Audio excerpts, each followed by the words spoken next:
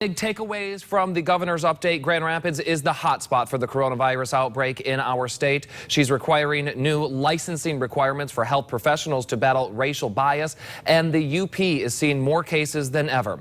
We start first with the data from Dr. Khaldun about Grand Rapids. As of yesterday, Michigan had 67,237 confirmed cases of COVID-19 and 6,015 total deaths.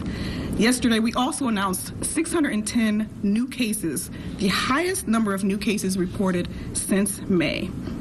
Cases have been increasing overall in the state for the past 3 weeks, with some areas seeing higher numbers than others, and I'll go through that now.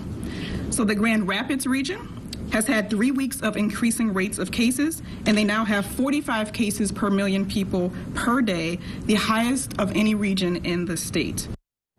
Governor Whitmer also focusing on the huge racial disparity and how the virus is impacting communities with people of color. She wants the state's Department of Licensing and Regulatory Affairs to begin developing rules that will require implicit bias training for licensing regulation and renewal of licenses for health professionals in our state. She said there's a clear difference in the impact when it comes to the communities COVID is ravaging. Black Michiganians make up 14% of our population, but 40% of the confirmed deaths are black residents. COVID-19 has had a disparate impact on people of color due to a variety of factors, and we've got to do everything we can to address this. There's no doubt that our healthcare workers have been heroes, bearing risks and saving lives.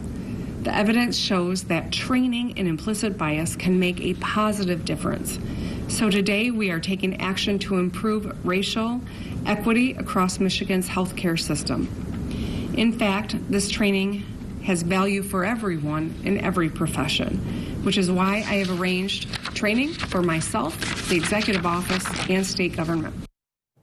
In talking about examples of racial bias playing a role in the health care people of color are receiving, Lieutenant Governor Garland Gilchrist, who's heading the committee looking into COVID's impact on minorities, cited the story of a Grand Rapids family.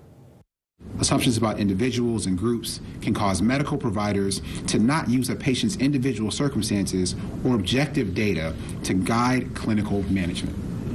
This simple reminder can help save lives immediately so that families like the Gambrell family in Detroit or the Bradley family in Grand Rapids wouldn't be turned away from the testing, the treatment, or the care that they so desperately needed. We're also told the Upper Peninsula is seeing the most cases it's had per day since the epidemic began. So clearly, we're far from seeing the infection in our state die down.